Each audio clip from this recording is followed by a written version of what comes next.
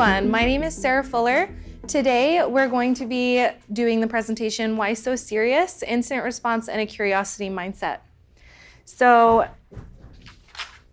I carefully considered what I wanted to say in this presentation, and you'll forgive me with the mirroring, I'm going to be referencing my printed notes, so you will see me messing with those.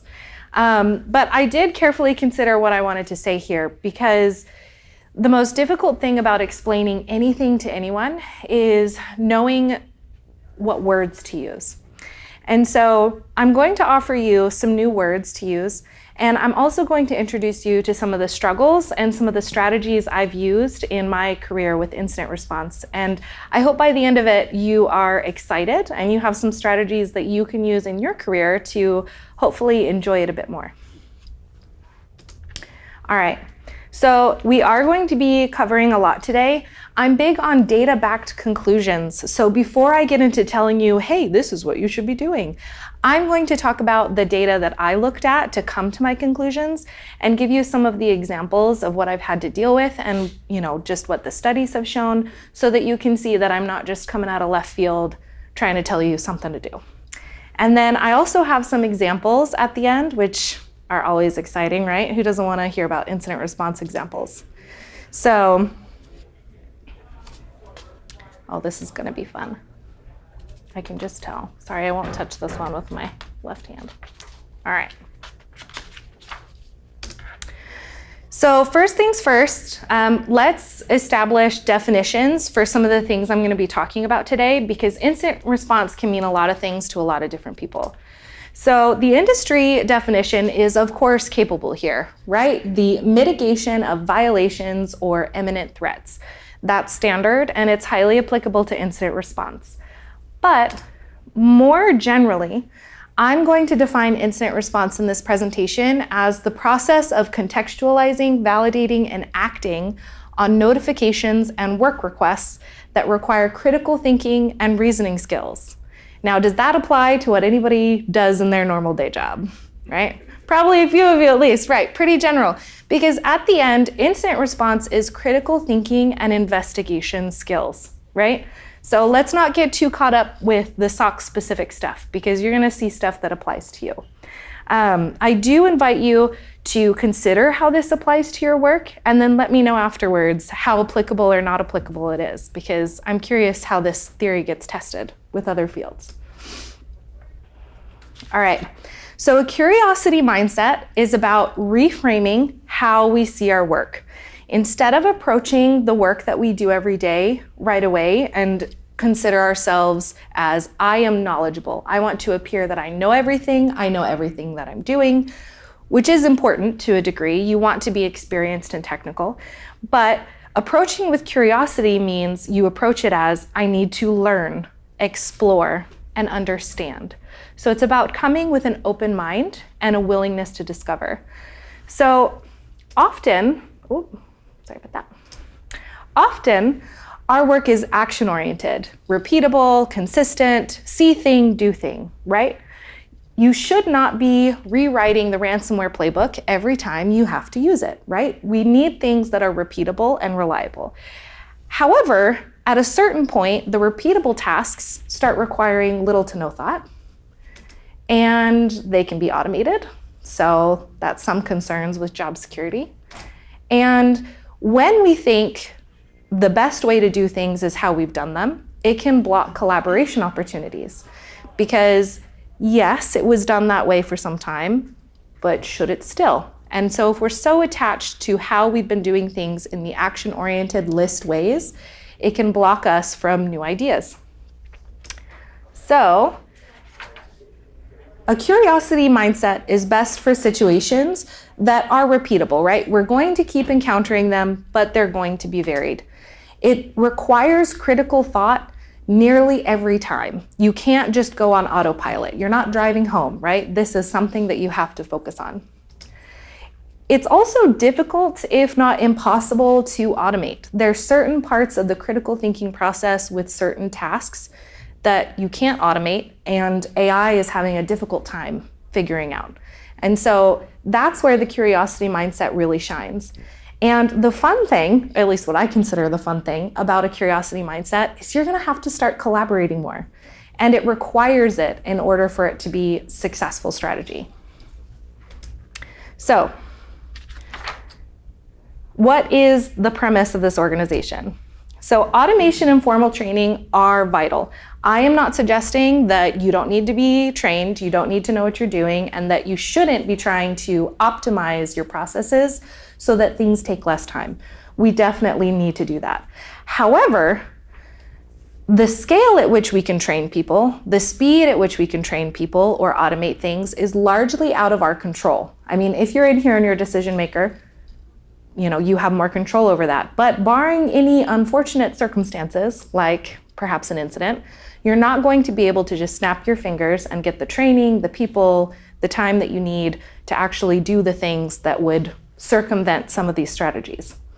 So for immediate and sustained improvement, we need a culture of curiosity. So we need a culture that encourages discovery, that sees incomplete information as mysteries to go solve, and sees problems as opportunities to do something new. And we can multiply the effectiveness of our teams with the culture that we're cultivating. Are we encouraging discovery and new paths?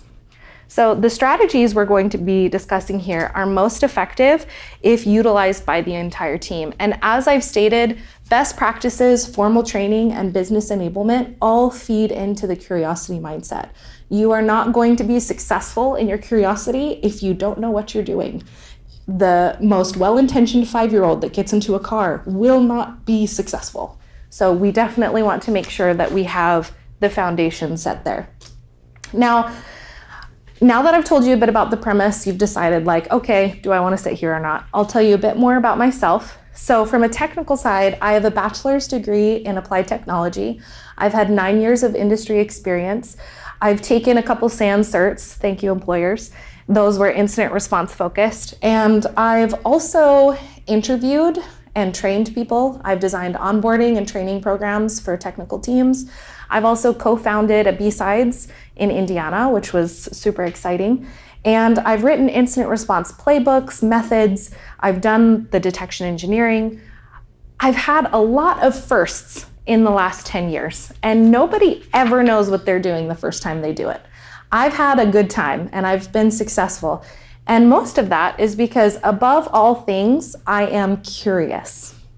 Now, that's kind of cool to say, right? I'm curious, it makes me successful, but let's see how we can actually apply that to some situations.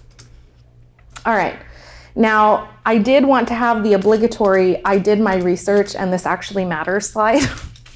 So, right, because, is it woo-woo or is it actual? So if you look from a psychological research perspective, they have found that curiosity is an effective way to foster discovery and innovation. And when it's stymied, that causes issues for both individuals and teams.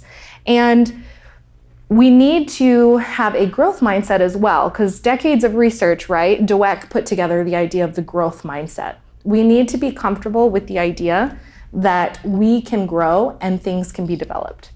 And then if you think about the realities that security teams are facing, adversaries are doing more with less. They're getting more funding. Hiring managers are starting to even realize in the ISC Squared 2025 hiring trends report, they found that managers prefer teamwork, problem solving, and analytical thinking over skills like AI and data analytics. Now, it's not that those aren't important, but hiring managers are starting to realize that with all of the threats we're dealing with, the real value people are going to be able to add to teams is their ability for teamwork and critical thinking. So, what does it look like in a SOC? We are going to pick on them, but you are going to recognize some of these situations. Now, for any team that handles time-sensitive requests, the ideal scenario is that the work we do is relevant, right? So you guys know what false positives are? It's essentially the alert did what it should have, but it wasn't bad. So when we receive a request, but it's not actually something our team should do, that could also be categorized as a false positive. And also, you get the request, right? So the other problem is as you automate things, as you build SOAR workflows, as you have enrichment points, these are all points of failure that can cause the alert to not fire. And so it coming to you is important.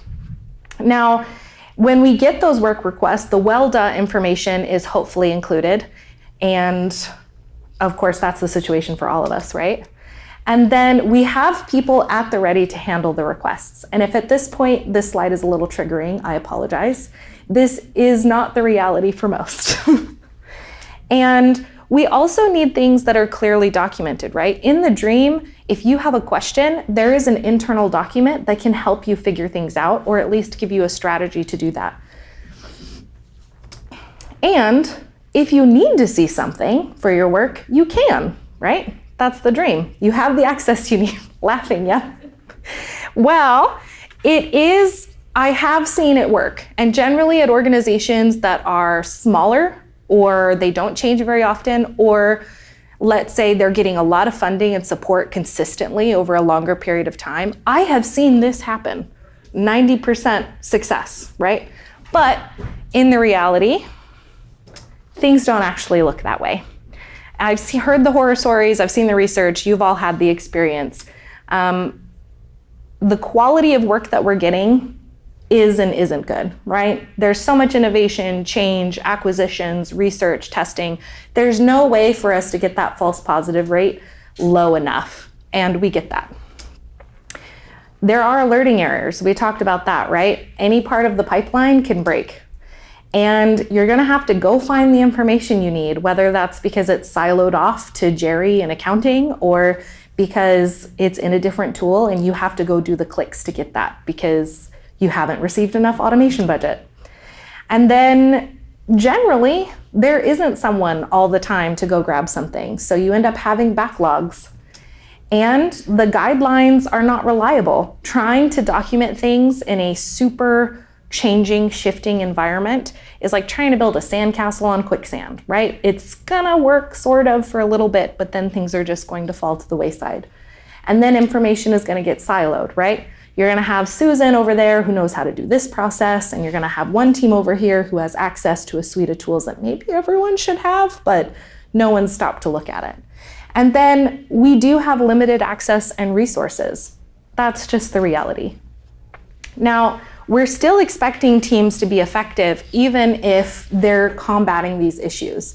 At the end of the day, your managers want to see that stuff gets done. They don't want to hear all of your problems. They want to hear that you've figured things out because the person before you figured things out, right? So you should be able to do it. Now, to add to the complexity of the problem that we have, let's consider the skills that we need on our teams and what the reality is of the training and skill sets there. So there are way too many variables involved in the hiring process for you to hire the perfect candidate each time. So let's take the ideal incident responder as an example. So NICE, the NICE framework, NICE by NIST, has this really great database of security roles and the key skills and knowledge outcomes or knowledge statements each one should have. So if you've not checked it out, it's a great resource for training gap analysis. But the ideal incident responder, I picked 10 of those and put those on here. So if you're a full pie for an incident responder, you have investigation skills, communication, cloud skills, forensics, critical thinking, you have the kit and caboodle. Now, if you're not an incident responder, I would invite you to think, like, what are the 10 skills that I need, or that if you were to look at something like this, you'd expect to see it on the list. Now, raise your hand if you have every one of the top 10 skills that you might need for your job right now. Like, you have all top 10. Nice, I love that. And if you don't, your pie might look more like this, right? You've got some, you need to grow in other spaces, and that's just the reality for a lot of people, right? But curiosity is that thing that helps us fill in the gaps when we are working on filling in those gaps with the actual training and automation and skills. So curiosity enables us to bridge that gap. And so in a sense, I'm not saying when you're curious, you're suddenly going to be totally skilled and know what you're doing, but you're going to know how to figure it out. And you're going to be someone who discovers and figures out how to solve problems, even if maybe you've not been given the best lot. All right. So what does a culture of curiosity look like?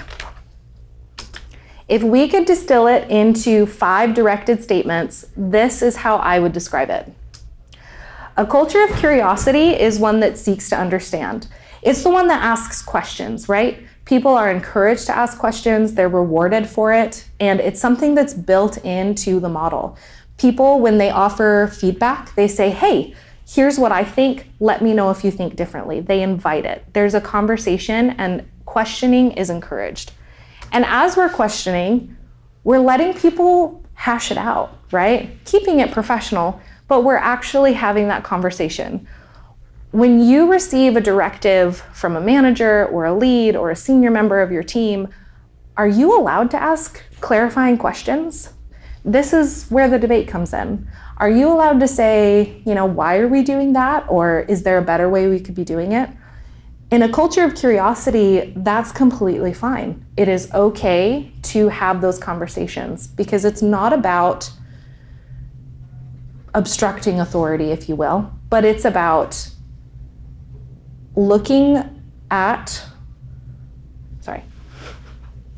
it's not about going against authority, but it's about clarifying the context of ideas, right? You should be able to clarify that, and in that, it breeds alignment. Now, talking is really great, but we also have to get the thing done, right? So in a culture of curiosity, you take ownership for the things that you find, the things that you learn, and you implement those. And then as you're working to add value, to have those conversations, you're also working to align with business priorities. Now, at really large businesses where they're global, really old, they've got a very diverse background, like per se IBM, you might have a really difficult time going at the macro level and aligning your work with the really big priorities. But there will be priorities defined at a team level and then also at the team that encompasses yours. And this is a great opportunity to decide, how does my work align with the work that they're trying to achieve at a business level? Now, something that I've done in this area is I wasn't given a role description, not really. And so I built my own. I took what my pay band said I should be doing. I took what projects I had been listed and defined specific responsibilities for those. And then I aligned them with the priorities for the overall organization. And so I was able to compile this document that helped me give direction to my days and also make it feel like I had a bit more control over things, right? If people ask me what I do, I can say, here, look at this packet. And then beyond that, we really have to prioritize people when we're talking about curiosity and building a space that's safe to be curious. So no, I don't think you should know your coworkers intimately, right? You shouldn't know their medical lists. You shouldn't know the medications. You shouldn't have to know a ton of personal information. But the nice thing about work is there are social boundaries built in. And so, yeah, sure, ask how their weekend was, ask how their cat is, but also figure out what their work goals are. What do they care about? What does success look like for your peer, for your manager, for your partner on a team? I'm not talking to anyone for longer than 30 minutes before I say, what do you want to be when you grow up? Regardless of your age.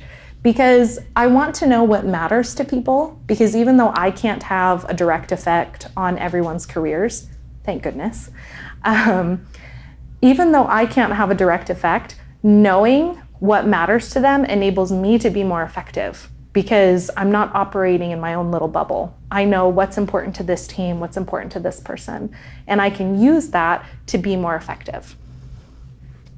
All right, so we're going to talk about some examples of what that mindset shift looks like.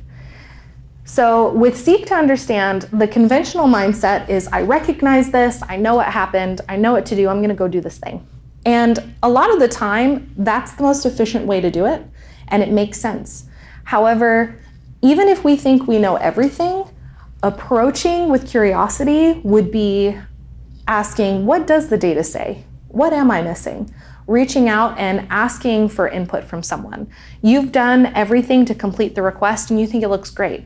Well, can your peer review it?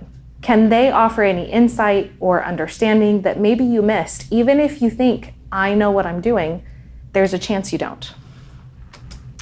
And then when we're encouraging debate, a conventional mindset might be, this is just how we've done things, and so that's how it goes. Has anyone heard a variation of that statement? That's just how things are. Now, when we say this, we're saying, I don't value your input, and you have no control over the work that you're doing. And sometimes we don't have time for debate, and this is just going to come out.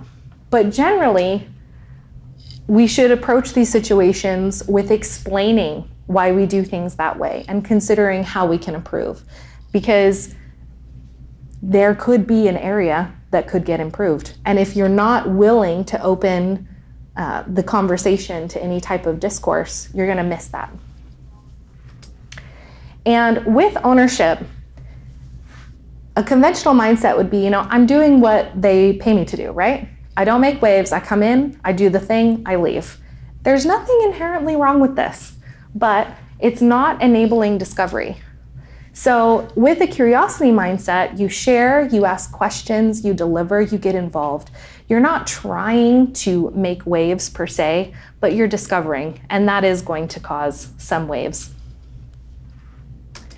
And then with aligning with business priorities, when something's off, leadership will tell me. I've met so many people that that's their mindset. They have their directive, they're doing the thing, they're coming in, going out, and they're like, hey, if something's off, they'll tell me. The problem with this is that leaders are people, and they might not. And you might become an obstacle to the business without even realizing it, because they might expect someone else is talking to you about it. And so if you are not asking yourself what the organization cares about and seeking to understand, right, to align with business priorities, it could be tough for you. And then when we're talking about prioritizing people, the get in, get out, don't talk to me, right? That's kind of a theme of something I've said a couple of times here. I've had days where I'm like this, but this can't be your normal. If this is your normal, more than half the time, you might be at the wrong place or in the wrong job. Because ideally, we care about the success of our peers, and that means getting to know them a little bit.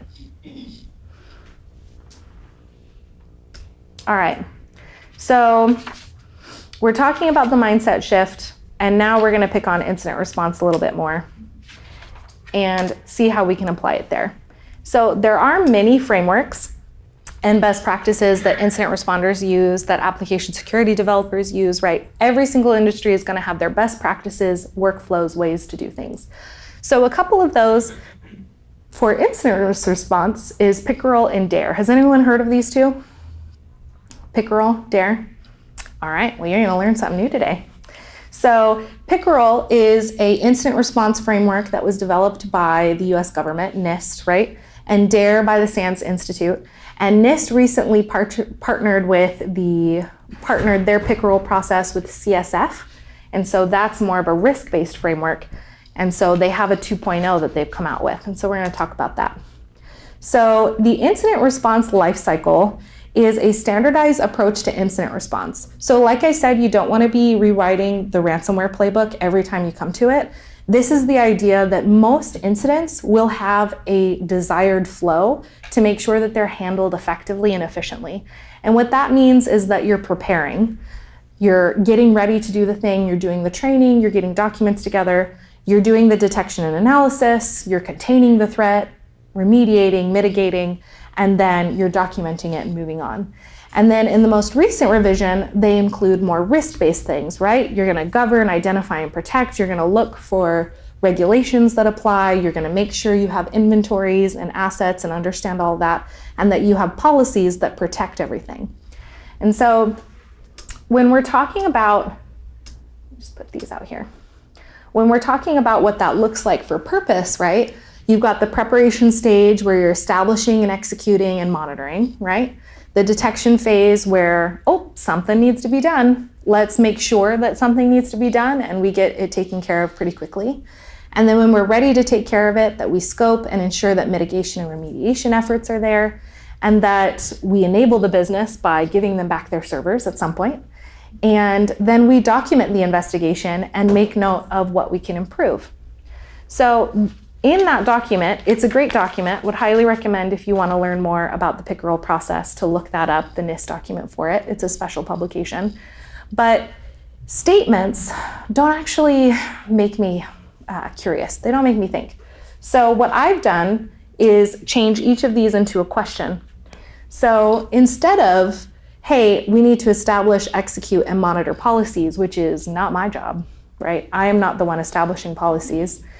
I'm going to ask myself, what do I know about what the organization is doing? So instead of it being I can just move on, it's I have some responsibility, some ownership in this category to know something.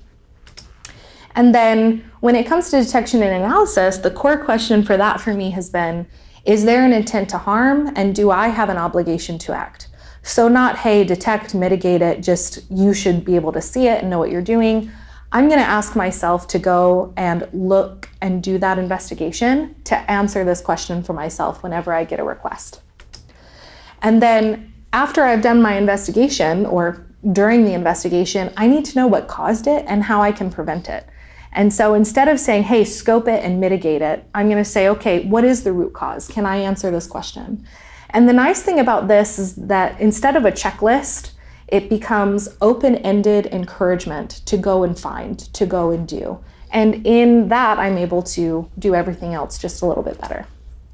And then we think about the steps that are required to restore, and then also what we learned here and how we can apply it. So instead of it saying just make note of improvement opportunities, I ask myself, how can I apply it? And then I do something about it. So the other one is DARE. So, all right. The SANS DARE model is based off of pickerel. You're going to recognize some keywords that are similar. The difference between pickerel and DARE, and the reason someone at the SANS Institute decided they need to redo it, is that people often misunderstand the pickerel process as an A to B thing. You're going to go from preparation to lessons learned without doing much moving around in the middle. And so what the DARE model attempts to do is to reimagine the incident response process as a series of waypoints, so that instead of it being you come in here, you go out here, in the circle you can see there's no real beginning or ending to scoping, remediation, recovery, and containment and those. And it's not really clear which one you do very first versus very last. It just depends on the decisions that you're making. And so this is a really nice one that opens up the conversation a bit further. Now, if we're going to apply that to the curiosity mindset that I've been prattling on about, the pickerel and DARE, of course, they have a lot in common, so we're not going to go over the purposes just again, but I have them listed there for you. The common behavior in the detect for DARE, right, is to monitor the cues and wait for alerts. You sit at your desk, you wait for the email, you wait for the Slack message. If you don't have something to do, maybe you're looking at a YouTube video, maybe you're doing something online.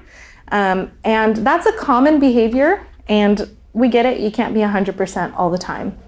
However, the curiosity behavior is that instead of waiting for it to come find you, the thing to do, you're exploring the data, you're learning about existing alerts, you're performing gap analyses, you are going and figuring out ways to fill your time in ways that will be helpful for you later on.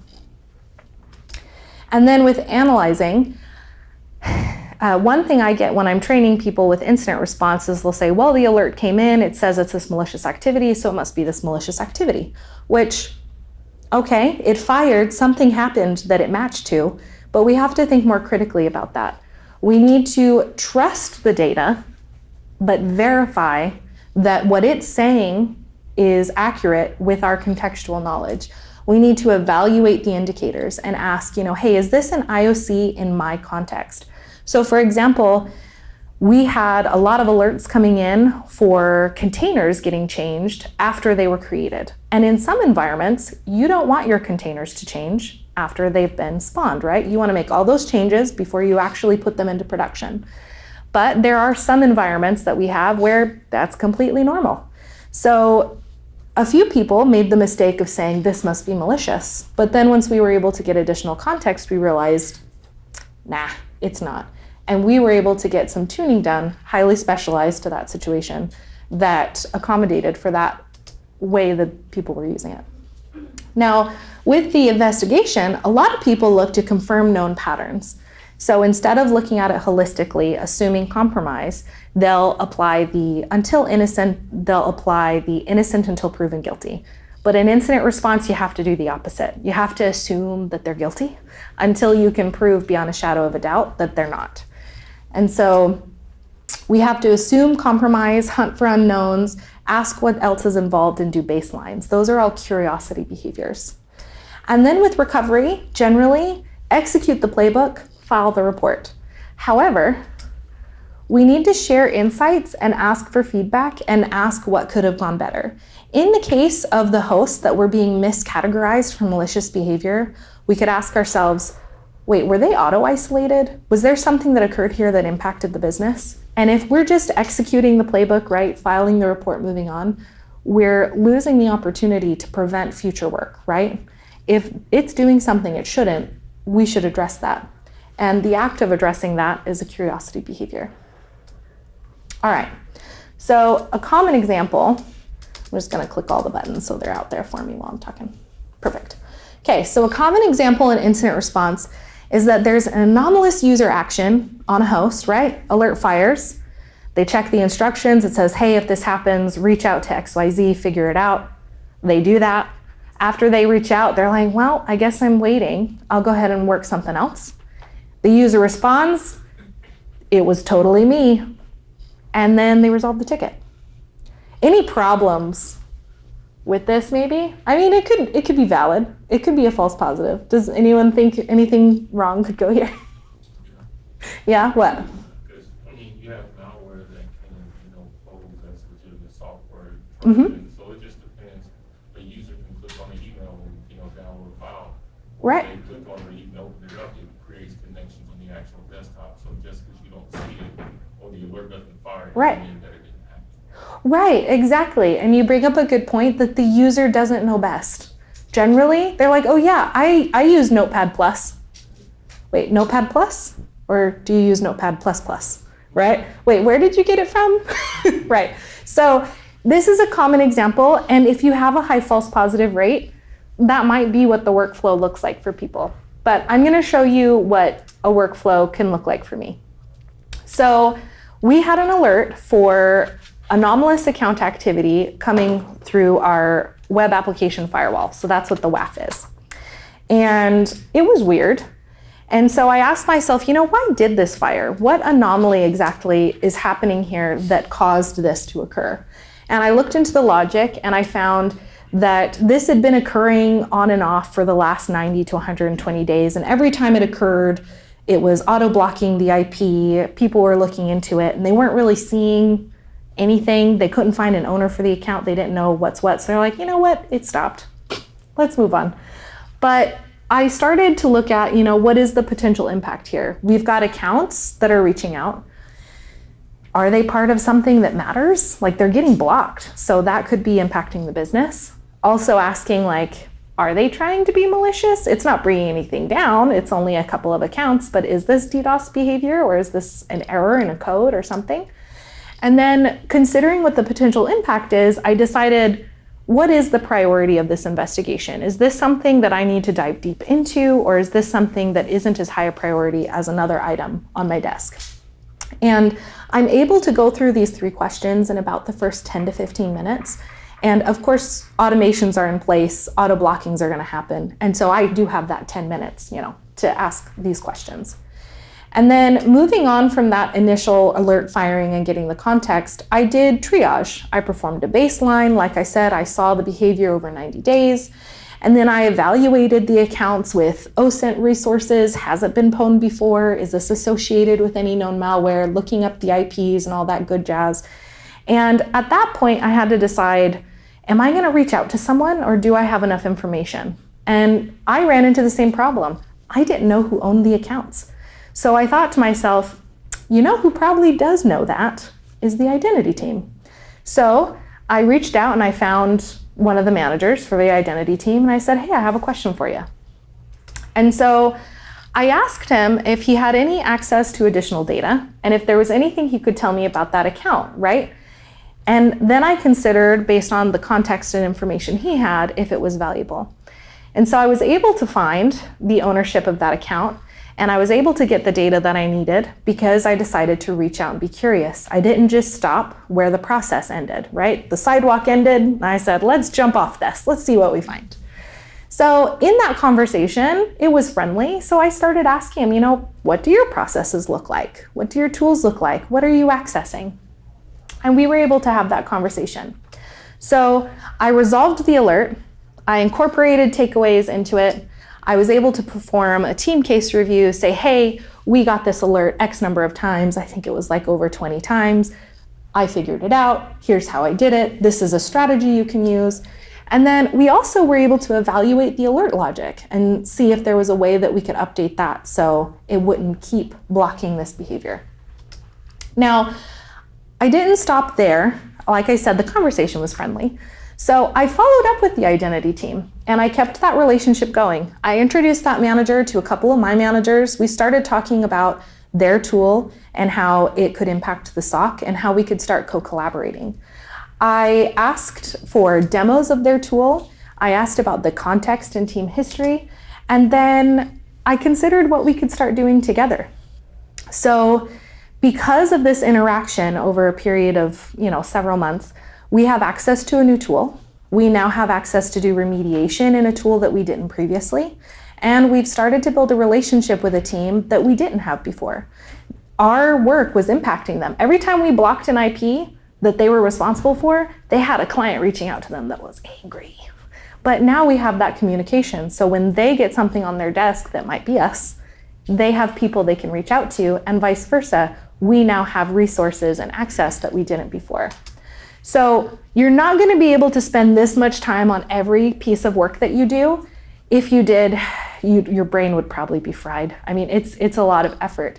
But if we invite ourselves to be curious and we start looking for these opportunities, then we'll start to see those opportunities and be able to say, hey, this is a scenario where I could add some real value, and know when to spend our time in different places.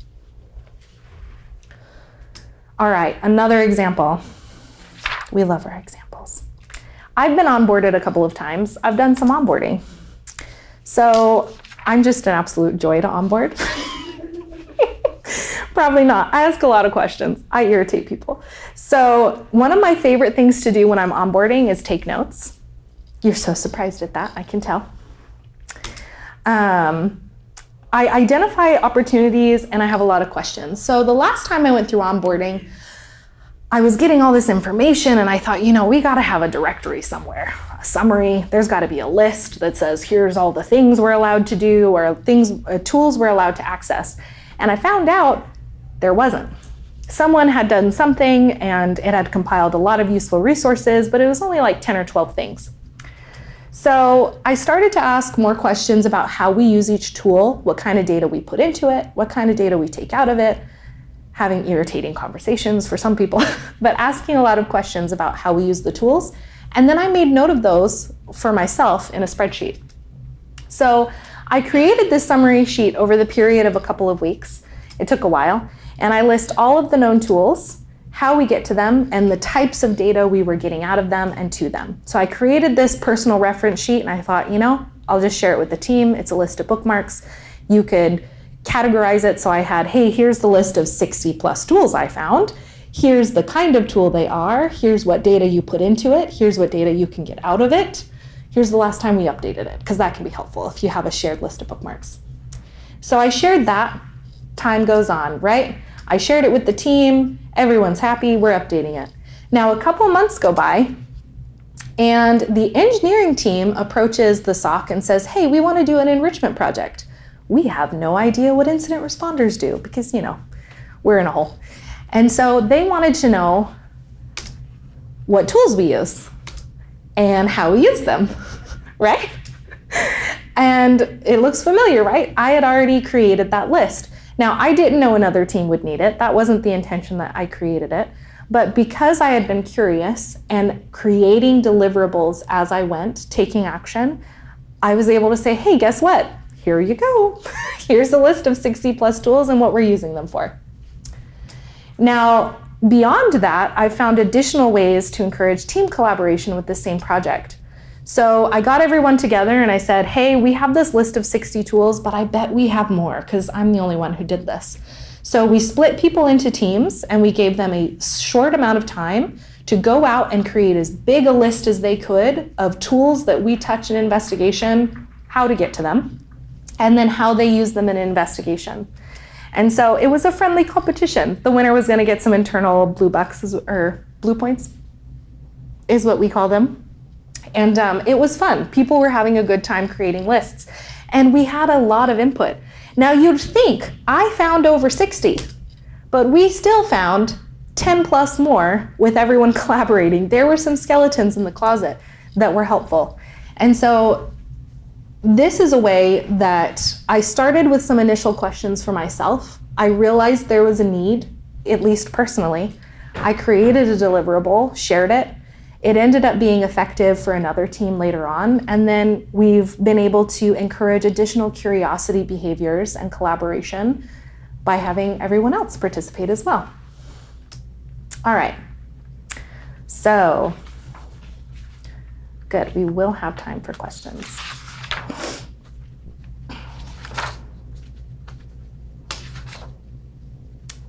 There we go. All right, so like I said, the curiosity mindset is only best when it's informed by best practices, formal training, and business enablement, right? You need to know the business, you do need to do the work to get trained, and you do need to be aware of what your standards that you're being held to, regulations, and all of that. And those play into the curiosity mindset, right? So seeking to understand, to debate, to take ownership, align with the business, and prioritizing people is certainly all necessary for that. And then as we do that, we put ourselves in this positive loop, even if it's just ourselves and we're not getting our team on the bandwagon just yet, where we receive requests, we move into a discovery mode, we take action, we share what we learn and what we find, and in this process, we improve things. And so I'd like to just say that with a curiosity mindset, I'm not saying this is a one-size-fits-all or that you're going to be able to apply it to everything. I am saying that when we approach with curiosity and a willingness to learn, we are going to build new information pathways for ourselves and for our teams and start adding more to the business that automation and AI are just not going to be able to get to. So, thank you.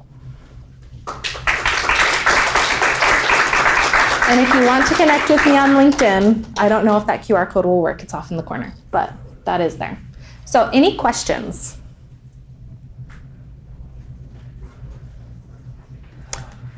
Yes. What do you do when the curiosity is discouraged within your team or within your company? What way is it discouraged? Can you elaborate any further?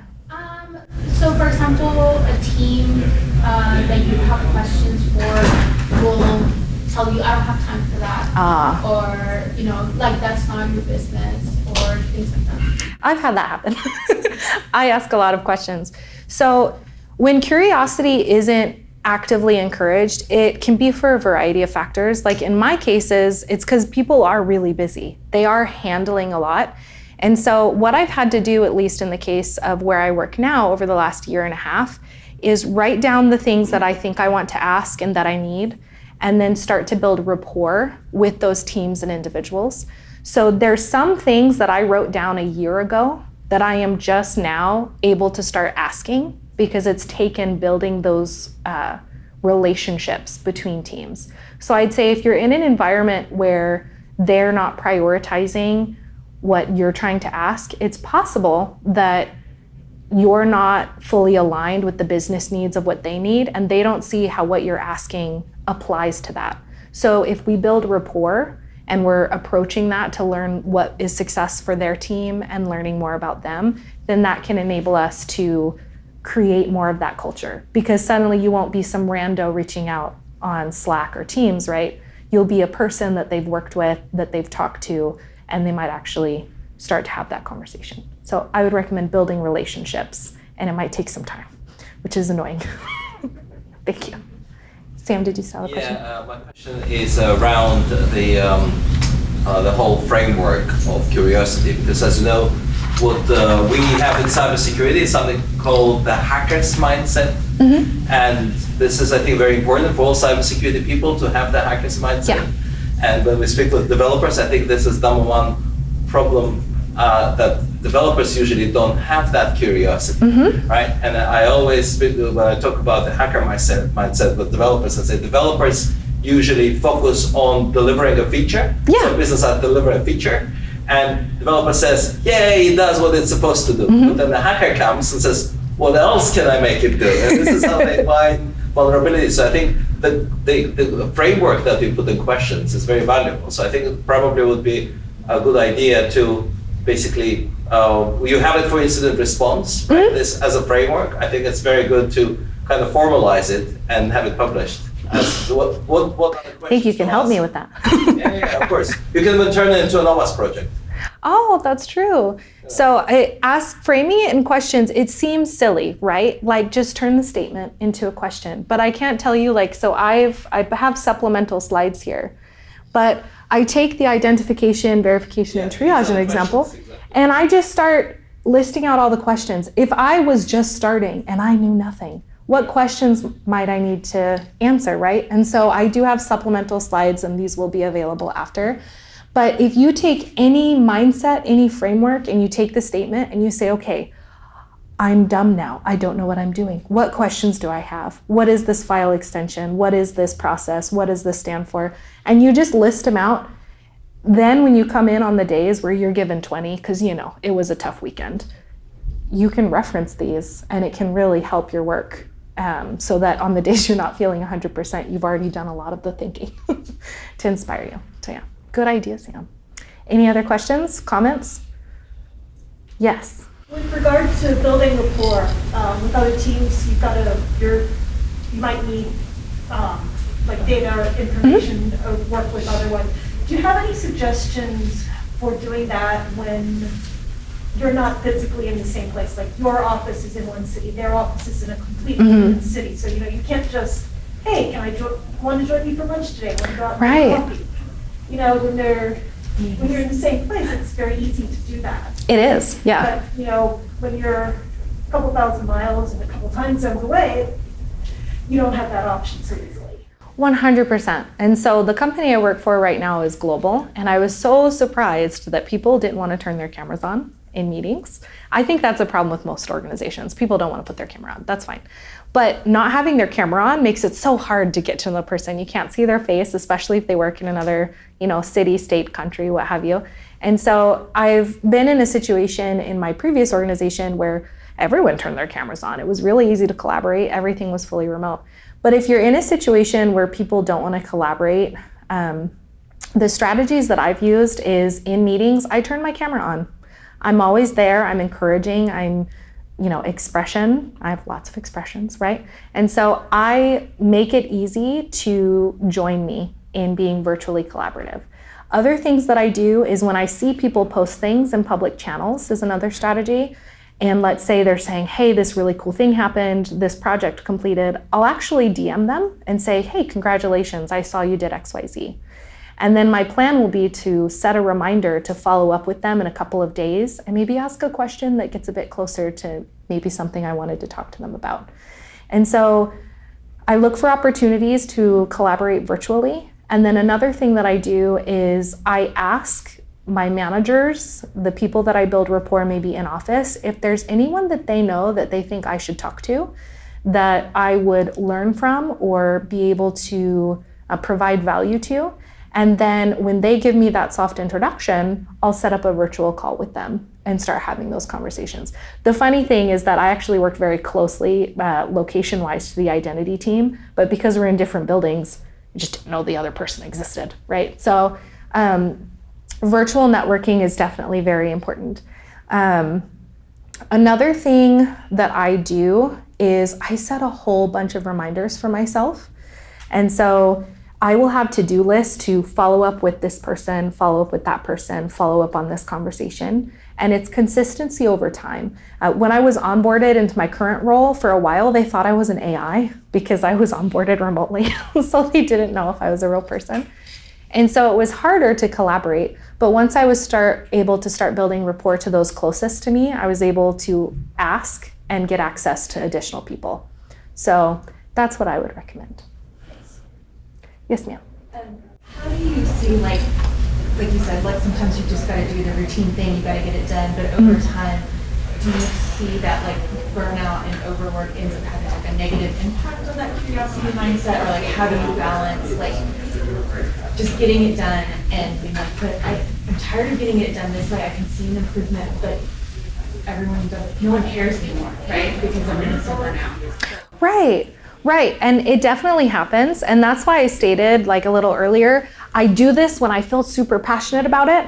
So on the days where I'm like, no, I can come to this and I can say, okay, Sarah. So you leave yourself some bread. Right, I leave myself breadcrumbs. You're productive in the moments where you can be productive, and then on days where you're just drinking the caffeine and you're there, but that's it. When you get the request, you can rely on what you've built for yourself previously to get things done. And so I'm not 100% all the time. That just, no one is. And so I find that when I add value, when I do have more to give, it makes up for those moments when we're all human and we just don't have any fucks left to give right that day. So my recommendation would be strive for consistency, delivering, and that way when you do have the days where you're just done, it's okay for you to have a quiet day because you've got some breadcrumbs and you've already shown your leadership you're effective. So if you have a day that's quiet, that's perfectly fine. Thank you. Thank you, everyone. That is time for us.